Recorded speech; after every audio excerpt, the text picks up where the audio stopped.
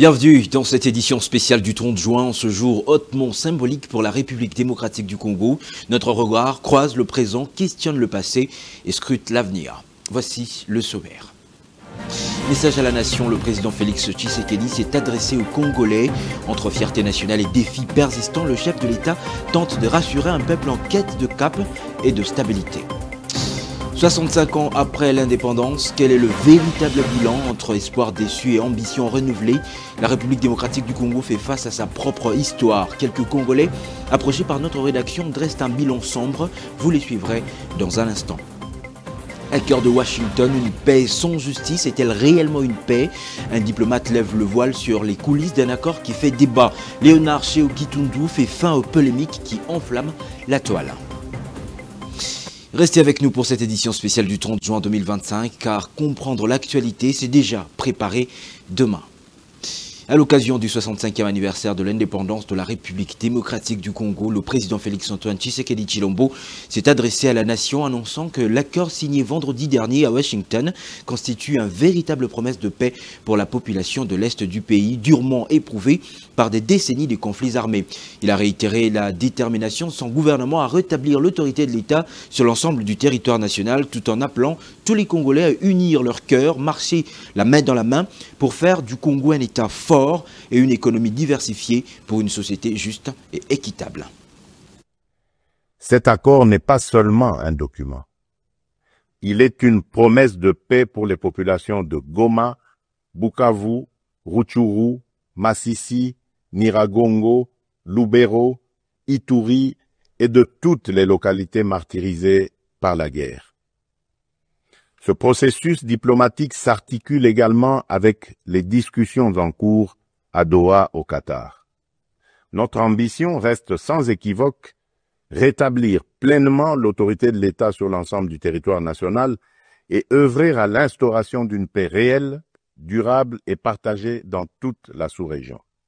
Les attentes de nos populations sont immenses, notamment celles de l'Est du pays qui ont trop longtemps souffert. Mais très chers compatriotes, l'accord signé à Washington ouvre des perspectives inédites. Il augure une ère de paix durable, de coopération régionale et de prospérité partagée. Il nous engage à reconstruire nos communautés, à revitaliser nos économies et à restaurer la dignité de chaque Congolais. Mais cette paix, aussi précieuse soit-elle, reste fragile. Elle exige de nous tous, gouvernements, citoyens, partenaires internationaux, un engagement indéfectible pour sa consolidation. Nous continuerons à exiger que justice soit rendue aux victimes et que les responsables des atrocités répondent de leurs actes. Les ressources de la République démocratique du Congo ne seront jamais bradées ni livrées à des intérêts obscurs. Elles bénéficieront avant tout au peuple congolais. Aucun compromis ne sera toléré en matière de souveraineté économique. La République démocratique du Congo ne vendra ni son avenir, ni sa dignité. Mes très chers compatriotes, le monde change et la République démocratique du Congo a son mot à dire. Notre jeunesse déborde de talent, notre sol regorge de richesses, notre peuple rayonne de dignité.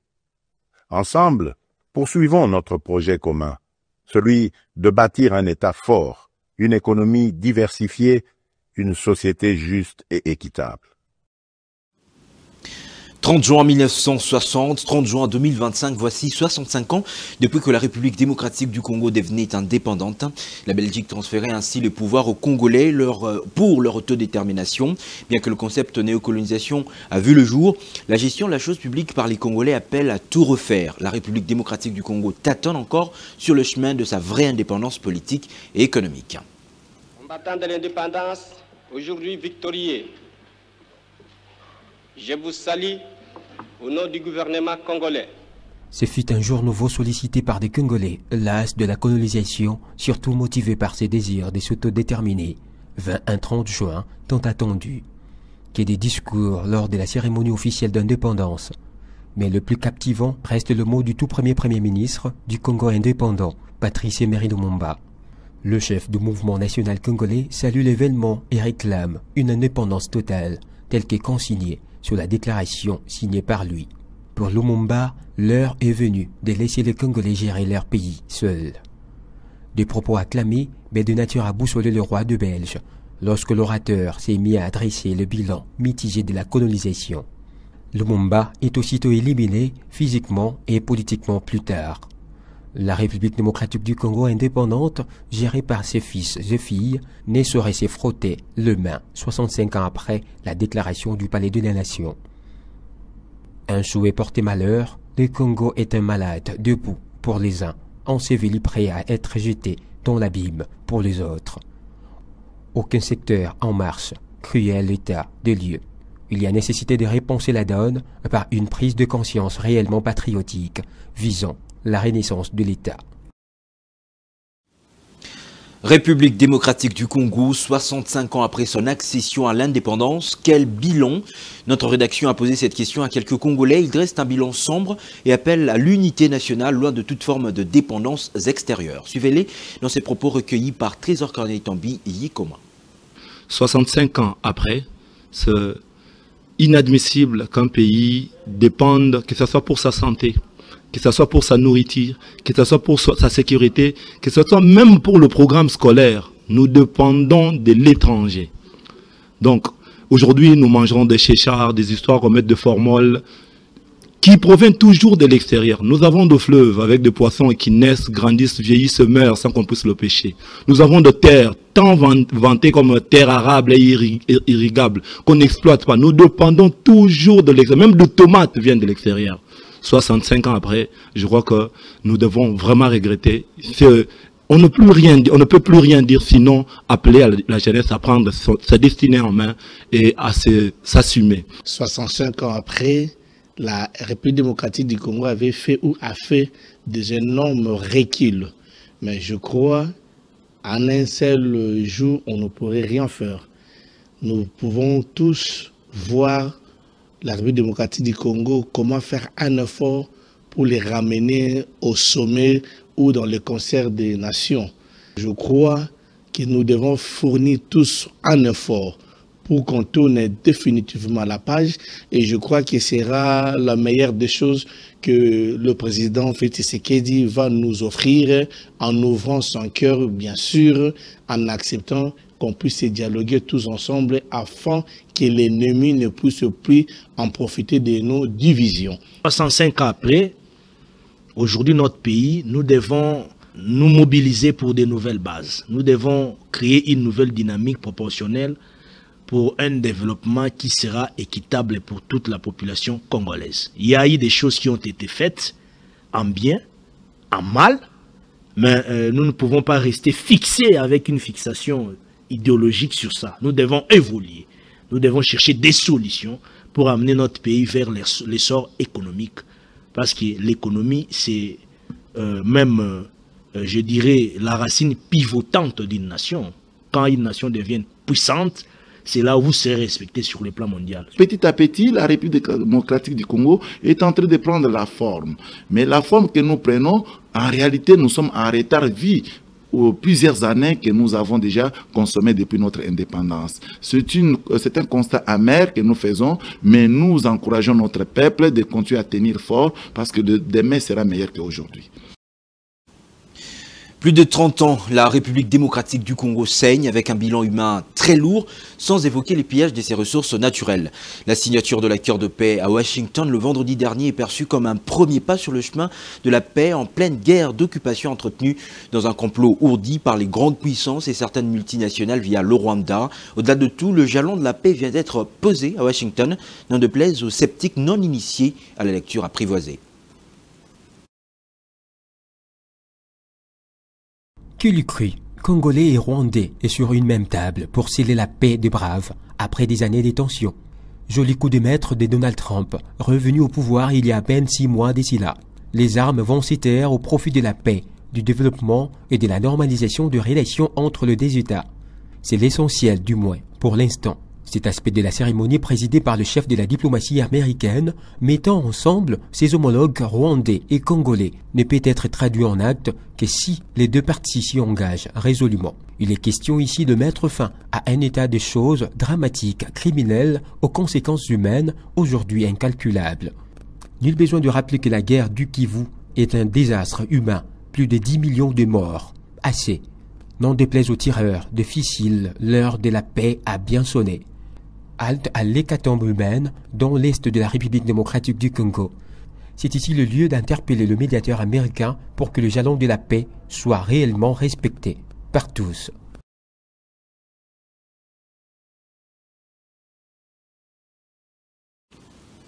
L'accord de paix signé à Washington marque une avancée diplomatique, certes, mais il reste muet sur une existence fondamentale, la justice. Aucun mécanisme n'est prévu pour juger les crimes graves commis par le Rwanda sur le sol congolais.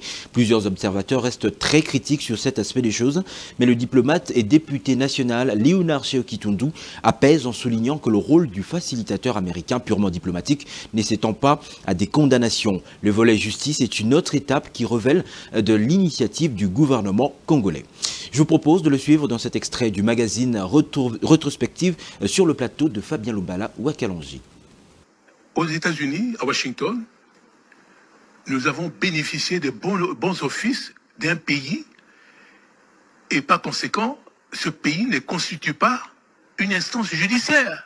Ce n'est pas au président Trump, ce n'est pas à l'administration américaine de déterminer qui a commis quoi sur le plan criminel. Non, c'était pas ça. On est allé à Washington pour rétablir la paix. Et puis, dans les priorités, il y a une hiérarchie.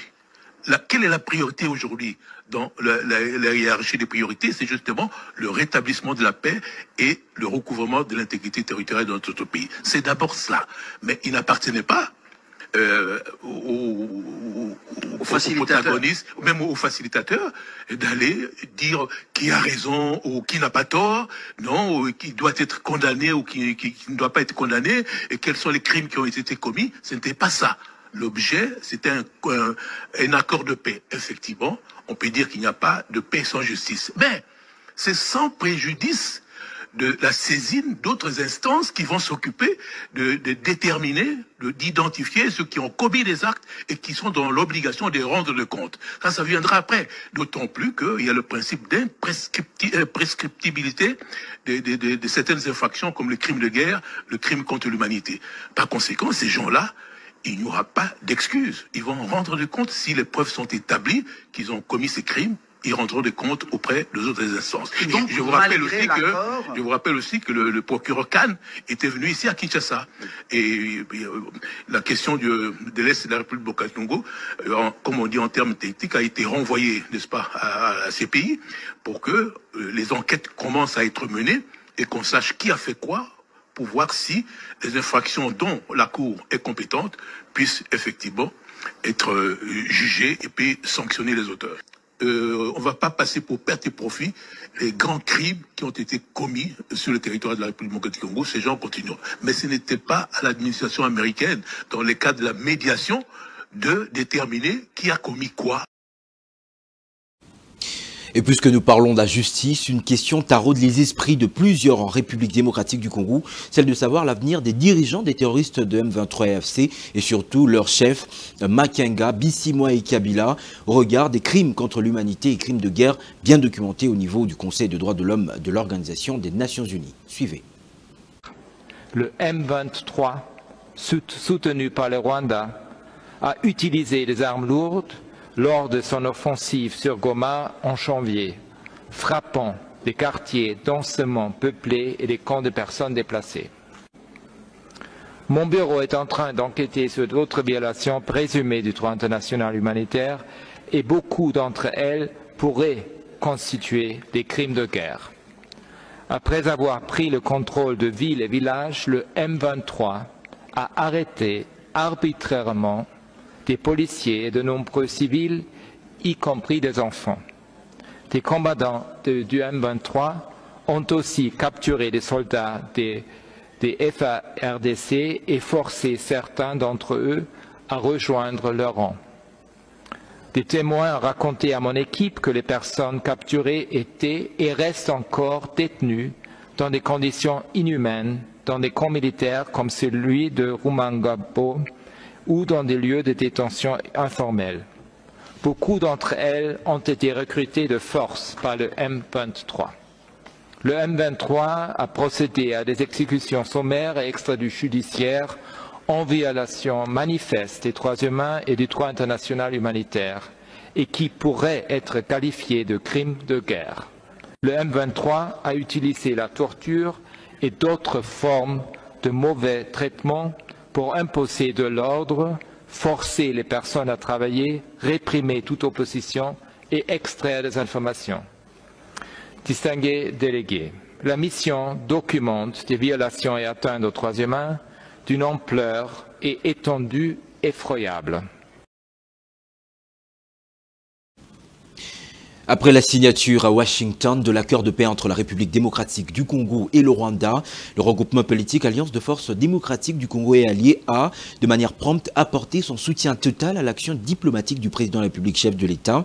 À l'appel de son autorité morale, le professeur Modeste Bahati Lukwebo, les membres de la deuxième force politique du pays se sont prononcés à travers leur leader dans une déclaration dont voici un extrait. 25 du Conseil de sécurité des Nations Unies. Notant avec espoir et espérance la signature en date du 27 juin 2025 à Washington sous le leadership du président américain, son Excellence Donald Trump, de l'accord de paix entre la République du Rwanda et la République démocratique du Congo. Rappelant nos positions antérieures allant dans le sens d'encourager et de soutenir toutes les voies et initiatives pouvant ramener rapidement la paix durable et le recouvrement de l'intégrité territoriale de la République démocratique du Congo, rendons publique la déclaration suivante. L'AFDC allié salue et soutient l'accord de paix signé à Washington ce 27 juin 2025 entre le Rwanda et la République démocratique du Congo sous la houlette du président américain, son Excellence Donald Trump. L'AFDC félicite le président de la République démocratique du Congo, son Excellence Félix Antoine Tshisekedi Tshilombo, pour ses efforts inlassables et sa haute diplomatie en vue de rétablir la paix sur l'ensemble du territoire national. L'AFDC allié apprécie l'accompagnement du chef de l'État par le gouvernement de la République à travers la ministre d'État aux Affaires étrangères et francophonie. L'AFDC et allié insiste sur la bonne foi et l'exécution intégrale du dit accord par les partis en vue de mettre définitivement fin aux troubles dans la région des Grands Lacs. L'AFDC allié exprime une fois de plus sa compassion avec les peuples du Nord Kivu et du Sud Kivu meurtris par la guerre injuste imposée à la République démocratique du Congo suite aux motivations économiques et expansionnistes. L'AFDC allié présente ses profondes condoléances à l'ensemble du peuple congolais. L'AFDC allié invite tous les Congolais à adhérer à sa campagne d'éveil patriotique dont le lancement a eu lieu le 21 mai 2025 à Lubumbashi et à œuvrer pour la cohésion nationale. Enfin, l'AFDC allié et son autorité morale, l'honorable professeur Modeste Bahati Lukwebo, se range derrière le chef de l'État, Félix Antoine Tshisekedi Tshilombo, en vue de remettre la République démocratique du Congo sur le rail du développement grâce au changement de mentalité, à la lutte contre la corruption et l'impunité et par la bonne gouvernance dans tous les secteurs de la vie nationale. Le procès de l'ancien ministre de la Justice Constant Mutamba Tungunga, accusé de présumé détournement de 19 millions de dollars américains décaissés pour la construction d'une prison à Kisangani, s'ouvrira le 9 juillet prochain devant la Cour de cassation, marquant une nouvelle étape dans cette affaire qui retient l'attention de la sphère politique congolaise et de l'opinion publique. Le dossier, initialement entre les mains du parquet général, a été transféré à la Cour de cassation. Cette juridiction est compétente pour juger les membres du gouvernement et autres hauts responsables de l'État conformément aux procédures prévues par la Constitution de la République démocratique du Congo. À l'occasion de la célébration du 65e anniversaire de l'accession du pays à la souveraineté nationale, William Kazumba, directeur général de l'OGFREM, présente ses vœux au peuple congolais en général et au chef de l'État en particulier, saluant des victoires diplomatiques enregistrées sous son leadership. Excellence, Monsieur le Président de la République, chef de l'État, en cette date du 30 juin 2025, jour sacré de l'immortel serment de liberté, légué à nous et à notre postérité par les pères de l'indépendance lors de l'accession de notre pays à sa souveraineté nationale et internationale en 1960, je tiens, au nom de l'OGFREM et au mien propre, à présenter à votre haute autorité le vœu le plus fervent de paix, d'unité et de prospérité pour toute notre nation entière. En ce moment où les vies de milliers de nos compatriotes sont fauchées chaque jour à l'est de notre pays par les forces d'agression rwandaises et leurs relais nationaux, l'OGFREM, ses agents et cadres, sous l'encadrement de l'organe de gestion, se rangent derrière votre autorité pour recouvrer la paix dans la partie orientale de notre pays, la stabilité et l'intégrité territoriale d'un Congo fort et prospère.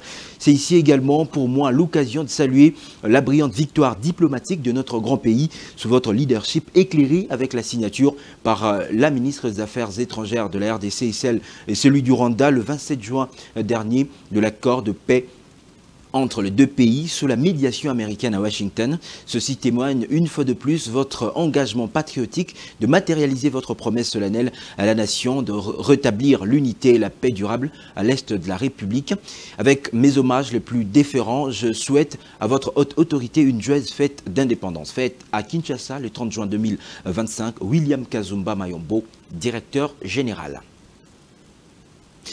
Dans la province du Mai-Ndombe, il y a eu lancement le week-end dernier à Inongo de l'élaboration du plan de développement provincial et du programme d'action prioritaire avec l'appui du programme des Nations Unies pour le développement. Détail avec notre correspondant sur place, Mouam Bar, depuis Inongo. La ville d'Inongo, chef-lieu de la province de Mai-Ndombe, a vécu jeudi ce 26 juin 2025 le lancement officiel de l'élaboration du plan de développement provincial et du programme d'action prioritaire. C'est le vice-gouverneur de province, Trésor Foro, au nom de son titulaire, Kosoke Vani Lebon, a lancé le go de ces programmes, financés par le programme des Nations Unies pour le développement. Plusieurs personnalités, notamment le ministre provincial du plan, Roger Mangui Beseko, le responsable de PNUD, Barthélemy Toba, le secrétaire général au plan, Daniel Mosango, ont pris part à cette cérémonie. Une occasion pour les représentants du programme des Nations Unies pour le développement de souligner l'importance et l'engagement de PNUD dans les actions liées au développement de cette province. Le PNUD a promis du Mai-Ndombe dans ce mois de juin 2025 poursuit les objectifs ci-après. Premièrement, aider la province du Mai-Ndombe à se doter des plans de développement provincial quinquennal ainsi que de ses outils de mise en œuvre. Deuxièmement, doter la province des groupes d'experts provinciaux. Et troisièmement, aider la province du Mai-Ndombe à se doter de l'initiative Gironde. Enfin, le vice-gouverneur de province a lancé officiellement l'atelier à la satisfaction de tous. Je ne saurais terminer mon propos sans rappeler l'engagement du chef de l'État, celui de matérialiser le processus de décentralisation et conduire le pays à l'émergence de son économie à l'horizon 2040. Sur ce, je souhaite préciser à nos assises et déclare ouvert les travaux de l'atelier de l'actualisation et développement de la province du Mai-Ndombe. Sport pour finir, les Léopards dames de la République démocratique du Congo ont enchaîné avec une nouvelle défaite en amicale dans les cadres des préparatifs de la Coupe d'Afrique de Nations version féminine. Elles ont été battues par l'Algérie dans la soirée du dimanche par 1-0 à Alger, alors que le coup d'envoi de cette compétition est prévu le 3 juillet prochain au Royaume chérifien. Rappelons que la République démocratique du Congo entrera en lice le dimanche 6 juillet prochain face au Sénégal pour le compte de la première journée de la phase des groupes 1. Fin de cette livraison, je vous rappelle ces grandes lignes. Message à la nation, le président Félix Tshisekedi s'est adressé aux Congolais. Entre fierté nationale et défis persistants, le chef de l'État tente de rassurer un peuple en quête de cap et de stabilité. 65 ans après l'indépendance, quel est le véritable bilan entre espoir déçu et ambition renouvelée? La République démocratique du Congo fait face à sa propre histoire. Quelques Congolais approchés par notre rédaction dressent un bilan sombre. Vous les avez suivis dans cette grande édition d'information. Accord de Washington, une paix sans justice est-elle réellement une paix? Un diplomate lève le voile sur les coulisses d'un accord qui fait débat. Léonard Séoki-Tundu fait fin aux polémiques qui enflamment la toile. Merci d'avoir suivi ce journal. Mesdames, Messieurs, notez. Cette indépendance du Congo, si elle est proclamée aujourd'hui, nul Congolais digne de ce nom ne doit oublier que c'est par la lutte qu'elle a été conquise. Bonsoir et bonne fête d'indépendance dans la méditation.